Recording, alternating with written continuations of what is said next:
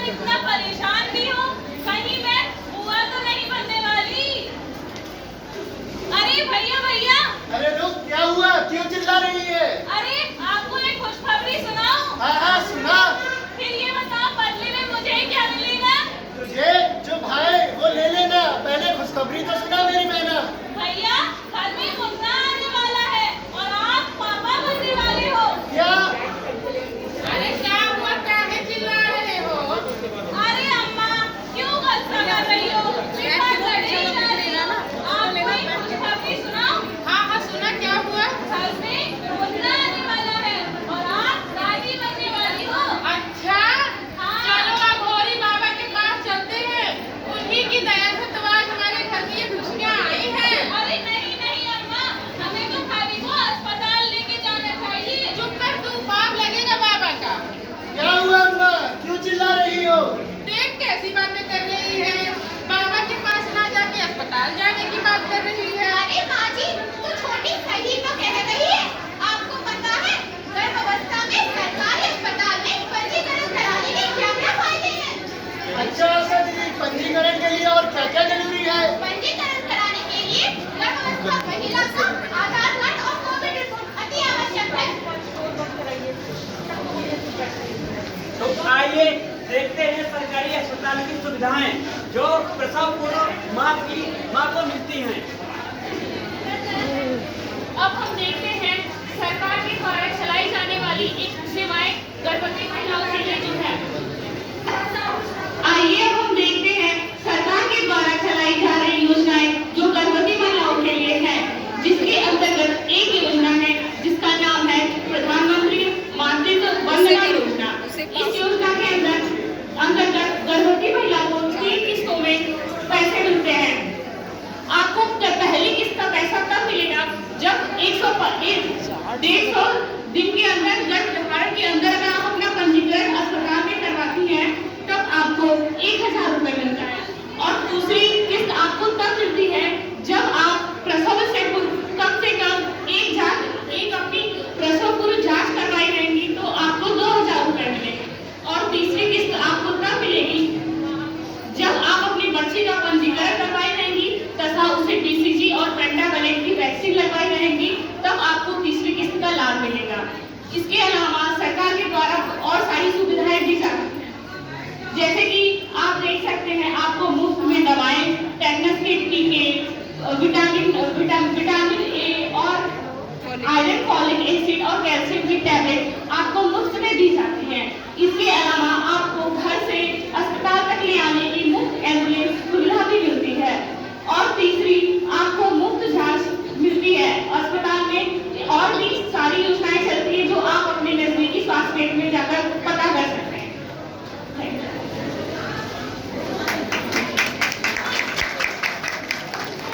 चंदा और रमेश अस्पताल जाते हुए।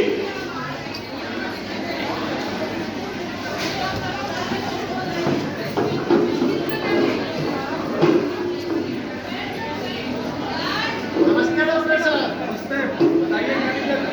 डॉक्टर साहब, मुझे बहुत उल्टी हो रही है, जी नहीं खाता और कमजोरी भी महसूस हो रही है। ये कुछ दवाएं हैं हम लिख रहे हैं, जो लेते रहिएगा। माइक दे दो, माइक दे दो, माइक। ये कुछ दवाएं हम लिख रहे हैं जो लेना है आपको, और कुछ जांचें हैं जो आपको करवानी है, ठीक है? बाहर जाके सेंटर में डाइट कार्ड बनवा लीजिएगा, आपको क्या क्या खाना है क्या नहीं खाना है, ठीक है? बाकी हम आपको बता दे रहे हैं कि आपको क्या करना है घर पे। अगर आपको उल्टी आ रही है तो उल्टी का उपचार आपको बता रहे हैं। नमक व चीनी का घोल पिए, मसाले और तेलीय खाद्य पदार्थों का सेवन कम करें। रात का खाना लेटने से 2 घंटे पूर्व खा लें और खाने के बाद थोड़ा सा टहलें, ठीक है? अगर सिर दर्द हो रहा है तो उसका उपचार आपको क्या करना है? शांत वातावरण में विश्राम करें, गर्दन के पिछले हिस्से में मसाज करें, गहरी गहरी सांसें लें, अंधेरे में आराम करें।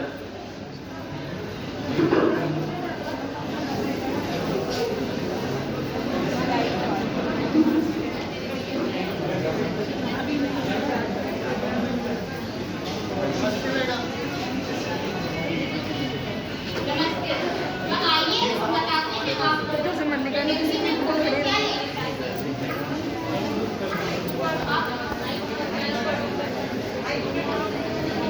तो आइए हम जानते हैं पहली तिमाही में हमें क्या क्या खाना चाहिए।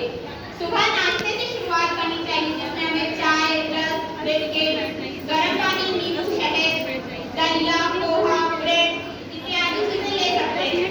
इसके उपरांत 10:30 बजे तक हमें ताजे फलों का जूस लेना चाहिए।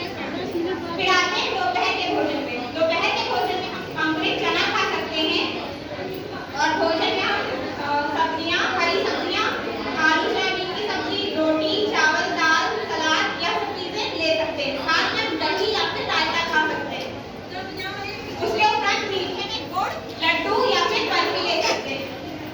शाम को केला, दूध, मेवा, पोहा या सब चीजें का सेवन कर सकते हैं। रात के भोजन में हम हरी सब्जियां जिसमें कि पालक, पनीर या सब चीजें हम जोड़ सकते हैं तथा चावल, रोटी, रायता, सलाद या सब चीजें। सोने के उपरांत सोने से पहले हम बादाम दूध या फिर गर्म दूध पीकर ही सोएं। और मैं अब आपको बताऊंगी कि आपको दूसरी तिमाही में किन किन भोजनों का सेवन करना है। सबसे पहले शुरू करते हैं नाश्ते से। आपको नाश्ते में सुबह सबसे पहले उठकर 6 बजे के आसपास चाय के साथ रस या फिर कोई होल ग्रेन बिस्किट खा सकते हैं। और 9 बजे के आसपास आपको 1 कटोरी दलिया या फिर किसी भी फल का जूस, और 11 बजे के आसपास आपको किसी भी सब्जी का जूस पीना है अगर आपके घर में उपलब्ध हो, जैसे कि गाजर हो गई, चुकंदर हो गया या फिर आंवले का जूस हो गया। और दोपहर के भोजन में आपको क्या क्या चीजों का सेवन करना चाहिए। सबसे पहला है 1 बजे के आसपास आपको दाल खानी है, सब्जी खानी है, कोई भी जो मौसमी सब्जियां हो जो आपके यहाँ पे अवेलेबल हो, जैसे कि हरी पत्तेदार सब्जियां, वो आपके लिए बहुत फायदेमंद है। आपको उसके साथ 1 कटोरी रायता और 1 बड़ी कटोरी सलाद खानी है, और साथ में रोटी, चावल या फिर सोया दही भी खा सकते हैं। और 3:30 बजे के आसपास आपको लड्डू खाना है या फिर बर्फी। अगर ये सब नहीं उपलब्ध है तो आप गुड़ भी खा सकती हैं। और 5 बजे आपको केला, दूध या फिर मेवा खा सकती हैं। और रात का भोजन, रात में आपको 8 बजे के आसपास दाल, पालक या फिर चुकंदर का रायता पी सकती है और खीरे का रायता भी खा सकती है। और साथ में एक कोई मीठा फल खा सकती है या फिर मीठा कोई मिठाई खा सकती है। और 11 बजे के आसपास आपको बादाम दूध पीना है। अगर बादाम दूध नहीं मिल पा रहा है आपको तो फिर आप गर्म दूध उसमें हल्दी मिला के भी पी सकती हैं, वो आपके लिए बहुत फायदेमंद रहेगा। मेरा सभी उपस्थित आगंतुक महिलाओं से विनम्र निवेदन है, कृपया ध्यान से देखें, क्योंकि ये महज सिर्फ नाटक नहीं है। इसमें गर्भावस्था के दौरान जितनी जानकारियां हमें होनी चाहिए, जैसे माँ का किस हिसाब से रख रखाव करना चाहिए, वो सभी जानकारियां हम इस नाटक के माध्यम से आपको प्रस्तुत कर रहे हैं। तो कृपया आपसे विनम्र निवेदन है कि सिर्फ इसे नाटक या कार्यक्रम न समझे, इसे ध्यान से देखें और इसे समझने की कोशिश करें। हमारा दावा है कि आपकी जरूरत की वो सभी चीजें हमने इस नाटक में रखी है। आपको जरूर कुछ ऐसा सीखने को जरूर मिलेगा जो आपको नहीं पता है होगा, और अगर आपको पता है तो उसमें सुदृढ़ शक्ति मिलेगी कि नहीं, हाँ हमें ऐसा करना है। इसलिए मेरा सभी से विनम्र निवेदन है, कृपया ध्यान से देखें और समझने की कोशिश करें। ये आपके सेहत के लिए बहुत जरूरी है और एक माँ के रख रखाव के लिए बहुत जरूरी है।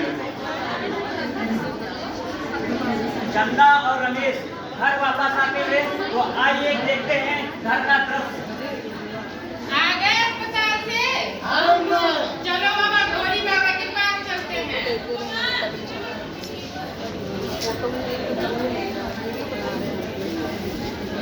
माँ काली कलकत्ते वाली, आजा माँ, माँ काली कलकत्ते वाली, आजा। अरे बच्चे, कैसे दुविधान पड़ी है तुम्हारे ऊपर? सुविधा नहीं बाबा, खुशियाँ आई हैं, खुशियाँ। आपकी भविष्यवाणी सत्य हो गई, हमारी बहुरिया माँ बनने वाली है। ये तो होना ही था, बाबा अघोरी का जो आशीर्वाद था तो होना ही था। अरे बाबा बहुरिया को आशीर्वाद दीजिए। बाबा ऐसे किसी को आशीर्वाद नहीं देता। मुझे पता है बाबा।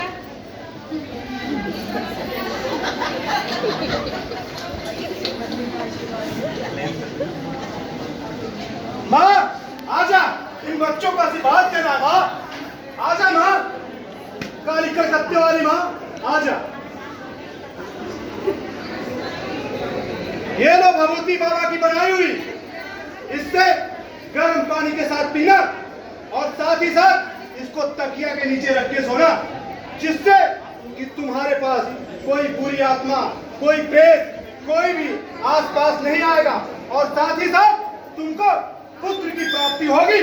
माँ चलो इनको आशीर्वाद दे दो। माँ बाबा बड़ी कृपा होगी।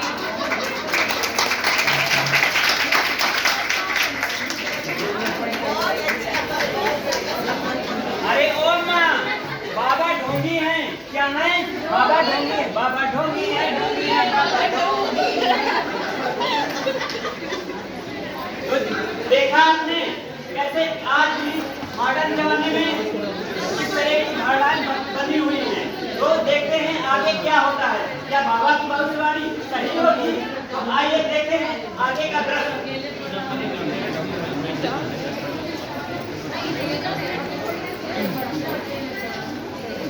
अरे बहू, जी अम्मा। ज्यादा चला फिरा ना कर, बच्चे का सिर बड़ा हो जाएगा। जी अम्मा। अरे अब तो ये क्या कह रही है? दीदी को तो ऐसे नहीं चलना मिलना चाहिए। चुप कर तू, सास तू है कि मैं?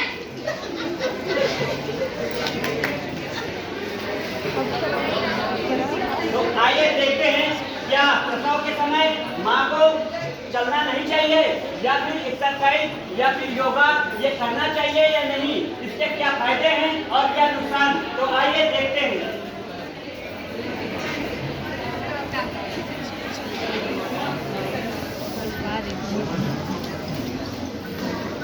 देखिए समाज में ये बहुत गलत धारणा बनी हुई है कि जब गर्भावस्था होती है तो उस समय बिल्कुल माँ को एक बेड रेस्ट दे दिया जाता है या उन्हें नहीं चलना चाहिए, क्योंकि गर्भावस्था के दौरान में भी कुछ एक्सरसाइज, चाल फेर बहुत जरूरी है, क्योंकि उससे पूरे शरीर का जो खून रक्त का दौरान है वो पूरी तरह से बना रहता है, इसलिए एक्सरसाइज करना बहुत जरूरी है। उसमें हम ये बताने जा रहे हैं कौन सी एक्सरसाइज आसानी से की जा सकती है। तो सबसे पहले सबसे आसान सी चीज है सुबह का चाल फेर। अगर आप सुबह उठ के अगर थोड़ी दूर चलते हैं, जितना आप चल सकते हैं, तो आपको वो जरूर करना चाहिए। अब दूसरी चीज पे अगर बात करें जो सबसे आसान है तो वो सुबह का चलना फिरना है। अगर दूसरी बात करें तो सबसे आसान है जो योगा। योगा के कुछ आसन हैं जो बहुत आसान है, उन्हें हमें करना चाहिए। अगर हम बात करें कि कुछ कौन सी कसरत में कौन सी चीजें की जा सकती हैं तो हम उन पे चर्चा करेंगे। सबसे पहले सबसे जो आसान चीजें हैं, हम सावधान की पोजीशन में जो सबसे आसान पोजीशन है आप उन पोजीशन को ले सकते हैं। उसके बाद इन हाथों को ऊपर करना है। जब हम हाथों को ऊपर करते हैं तो हमें सांस को धीरे धीरे अपनी तरफ खींचना है, फिर हमें इन हाथों को नीचे ले जाना है तो हमें सांस को आराम से बाहर निकालना है। हमें इस बात का बिल्कुल से ध्यान रखना है कि हमें बस उतनी ही एक्सरसाइज करनी है, उतना ही हमें करना है जिससे कि हमें दिक्कत ना हो। लेकिन इस बात पे मैं आपका ध्यान खींचना चाहूंगा कि ये जरूरी है कि आप एक्सरसाइज जरूर करें, क्योंकि इससे बहुत सी बीमारियों से दूर रहेंगे। क्योंकि गर्भावस्था के दौरान जो डायबिटीज यानी शुगर की दिक्कत होती है माँ को, उससे आप बच सकती हैं। जो उच्च रक्तचाप की दिक्कतें होती हैं आप उनसे बच सकते हैं। दूसरी चीजें और भी बहुत सी चीजें हैं जिसमें से कमर दर्द शामिल है, जिसमें कंधों का दर्द शामिल है, जिसमें पैरों का दर्द शामिल है, जिसमें पैरों की सूजन शामिल है। इन सब चीजों से आप छुटकारा पा सकते हैं बिना दवाइयों के, क्योंकि गर्भावस्था के दौरान जो सिर्फ दवाइयों पर निर्भर हो जाते हैं लोग, उनको मैं ये बताना चाहता हूँ कि जो आप दवाइयाँ खाते हैं बहुत ज्यादा जो जरूरत की नहीं है, उनसे आपको भी हानि होती है और आपके आंचल में जो बच्चा पल रहा है उसको भी कभी कभी फर्क पड़ता है। इसलिए आप कोशिश करिए कि जितनी बीमारियों को आप अपनी कसरत या थोड़ा चाल फेर के माध्यम से सही कर सकते हैं तो आप उनको करिए। सिंपल से फिर से हम जितना हम कर सकते हैं उस अवस्था में खड़े हो जाएंगे। हाथ को ऊपर ले जाना है। जब हम हाथ को ऊपर ले जाएंगे तो सांस को खींचते हैं, फिर हमें हाथ को नीचे ले जाना है और हम सांस छोड़ते हैं। ये चीजें हमें 5 से 10 बार करनी है। यही वाले हाथ हमें राइट साइड अपने साइड पोजीशंस पे ले जाने हैं, इनको ऊपर करना है। जब हम ऊपर करते हैं तो सांस लेते हैं और उसके बाद जब हम नीचे करते हैं तो इसको हम सांस छोड़ते हैं। ऐसा हम 10 बार कर सकते हैं। उसके बाद इन हाथों को आराम से अपने कमर पे रख के हम अपने गले को रोटेट कर सकते हैं। कई बार ऐसा थायराइड की प्रॉब्लम्स होती है, थायराइड की प्रॉब्लम्स को हम अगर देखें तो जो होती है इसको हम सिंपल ऐसे हम रोटेट कर सकते हैं। एक बार क्लॉकवाइज करेंगे, उसके बाद एंटी क्लॉकवाइज करेंगे, सीधा घुमाएंगे, ऐसे हम 10 बार करेंगे।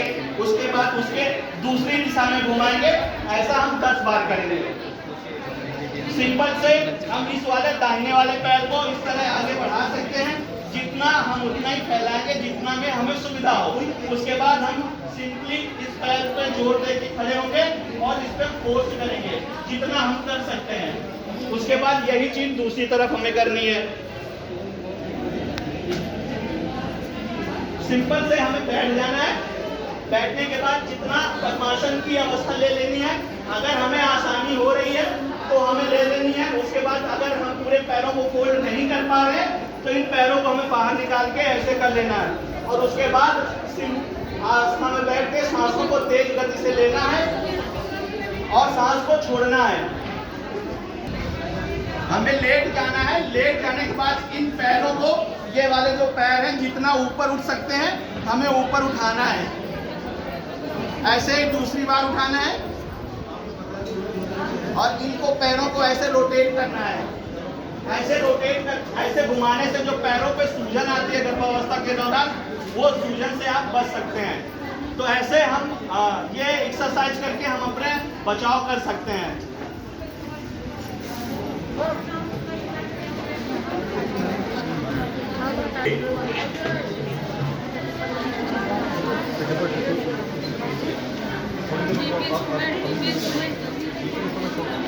अरे दीदी ये क्या खा रही है? अरे कुछ नहीं खा रही।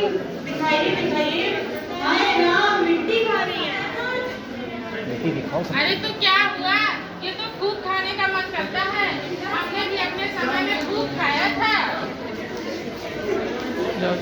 अम्मा, अरे देखो देखो दीदी को क्या हो रहा है। क्या हुआ? क्या हुआ? बहुत तेज पेट दर्द कर रहा है। अरे रमेश, कहाँ मर गया नासकटा? दिन भर घूमता रहता है। आ रहा हूँ अम्मा। बहू को अस्पताल ले जा। नमस्ते डॉक्टर साहब। नमस्ते नमस्ते, बताइए क्या दिक्कत है। डॉक्टर साहब, कल रात से मेरा बहुत पेट दर्द कर रहा है। क्या खाया था कल रात में आपने? अरे डॉक्टर साहब, खाना नहीं, मिट्टी खाती है। मिट्टी खाते हो? इस टाइम तो वैसे ही कैल्शियम की, विटामिन की और खून की कमी हो जाती है, और मिट्टी खाने से और मतलब आपके स्वास्थ्य में प्रभाव पड़ता है।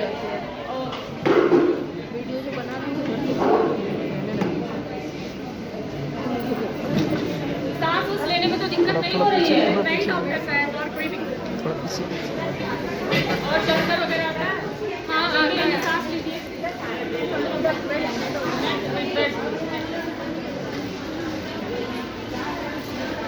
ठीक है, बाकी सब तो ठीक है, लेकिन मिट्टी मत खाइए। और मैं कुछ दवाइयाँ लिख रही हूँ,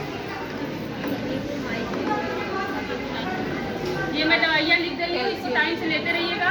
और ये जांच भी करा लीजिएगा। और वहाँ पे डाइटिशियन है, वहाँ से पूछ लीजिए कि क्या क्या खाना है, क्या क्या नहीं खाना है।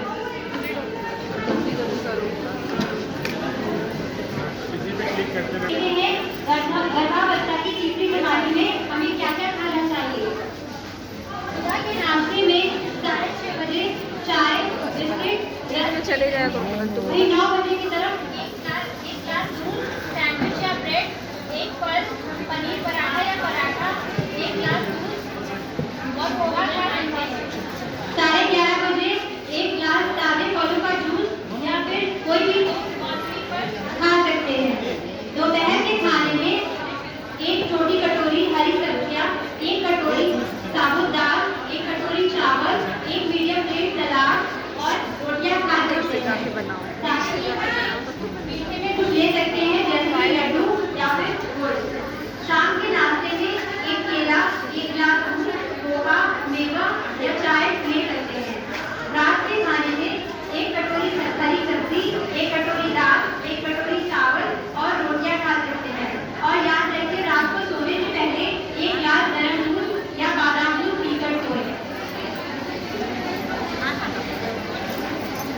आइए देखते हैं आगे घर का दृश्य।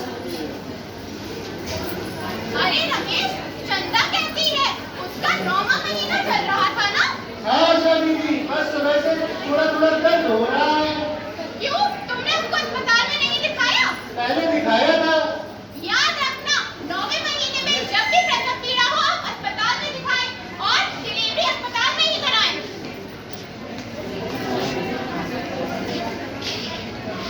अम्मा,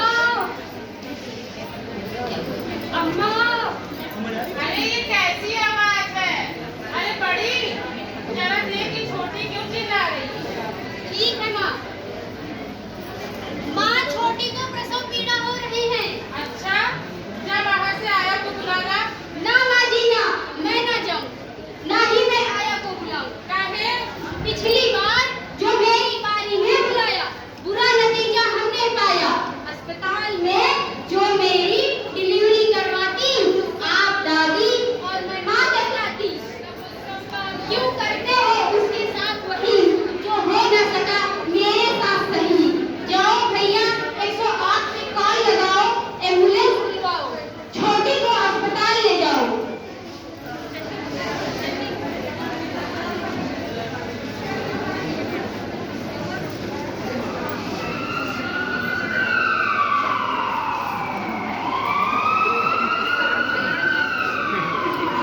तो अस्पताल आ गया।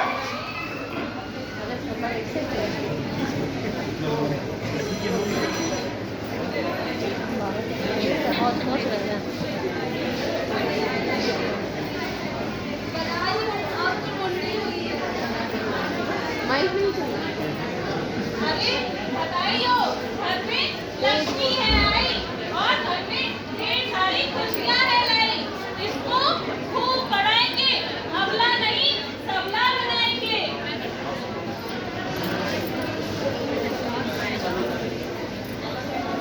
तो देखा अम्मा, बाबा क्या थे? ढोंगी। लड़का नहीं लड़की पैदा हुई है। बाबा क्या है? ढोंगी। बाबा ढोंगी है, ढोंगी है, बाबा ढोंगी है।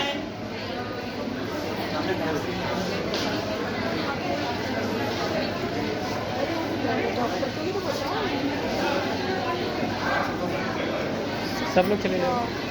प्रसव पूर्व की कुछ है बातें, प्रसव पूर्व की कुछ है बातें, आओ आओ तुम्हें बताते। प्रसव पूर्व की कुछ है बातें, आओ आओ तुम्हें बताते। कुछ बातों पर रखना ध्यान, कुछ बातों पर रखना ध्यान। माता सुनो बढ़ा लो ज्ञान, माता सुनो बढ़ा लो ज्ञान। जैसे गर्भ की आहट पाए, जैसे गर्भ की आहट पाए, तुरंत स्वास्थ्य केंद्र पर जाएं, अपना पंजीकरण कराएं, मातृत्व का लाभ उठाएं, मातृत्व का लाभ उठाएं। 4 जांचें जरूर कराएं, 4 जांचें जरूर कराएं। महामारी छूटते पहली जांच, महामारी छूटते ही पहली जांच, जो माँ बच्चे को रखे स्वस्थ। महामारी छूटते ही पहली जांच, जो माँ बच्चे को रखे स्वस्थ। तीसरे चौथे महीने में दूसरी जांच, तीसरे चौथे महीने में दूसरी जांच। याद रखना ये पूरी बात, 6ठे 7वें महीने में तीसरी जांच, 6ठे 7वें महीने में तीसरी जांच। जो जच्चा बच्चा को रखे स्वाद, आने ना दे कोई आग। 8वें 9वें महीने में चौथी जांच, 8वें 9वें महीने में चौथी जांच। जो माँ शिशु को रखे भली भात। इस प्रकार से आपने हमारे मित्रों के द्वारा प्रसव पूर्व क्या माँ की देखभाल की जाए इसके बारे में देखा। हमारे मित्रों ने ये भी दिखाया कि क्या गलत अभिधारणाएं, मान्यताएं जिनको प्रयोग में लाने से ऐसे खतरनाक लक्षण आते हैं, ऐसी खतरनाक परिस्थितियां हमारे साथ आ जाती हैं जो कि जिंदगी को खतरे में ला देती हैं। अभी आपने देखा और ये भी देखा क्या क्या सावधानियां बरतनी है, खान पान व्यायाम उचित जानकारियां आपको दी गई। गर्भावस्था का पता चलते ही सर्वप्रथम आप निकटतम स्वास्थ्य केंद्र पर अपना पंजीकरण कराएं, जिससे कि सरकार के द्वारा दी जाने वाली, मातृत्व को दी जाने वाली सुविधाओं से आपको लाभ मिल सके। और निम्नलिखित 4 जांचें जो आपको मैं बताने जा रहा हूँ, ये नितांत कराना आवश्यक है। महामारी छूटते ही आपको पहली जांच करानी निकटतम स्वास्थ्य केंद्र पर। ये दूसरी जांच तीसरे और चौथे महीने में, तीसरी जांच 6वें 7वें महीने में और चौथी जांच 8वें 9वें महीने में कराना नितांत आवश्यक है। और यह आप सुनिश्चित कर लें कि टिटनेस के टीके, आयरन फोलिक एसिड की गोलियां आपने ली है कि नहीं, जो के वाले खतरों से बचाता है और आपको स्वस्थ रखता है। और आप यह भी ध्यान रखें, कुछ लक्षण आप में दिखने पर शीघ्र भी स्वास्थ्य केंद्र पर आपको जाना होगा, जैसे चक्कर आना, जी निकलाना, अत्यधिक उल्टी होना और कमर में दर्द होना, खून का आना, बेहोश हो जाना, प्रसव का समय से पहले प्रसव पीड़ा का प्रारंभ होना, इत्यादि लक्षणों के इनको हल्के में ना लें और आप शीघ्र भी स्वास्थ्य केंद्र पर जाकर के अपने लक्षणों को अपने चिकित्सक से परामर्श लें और दिखाएं। धन्यवाद।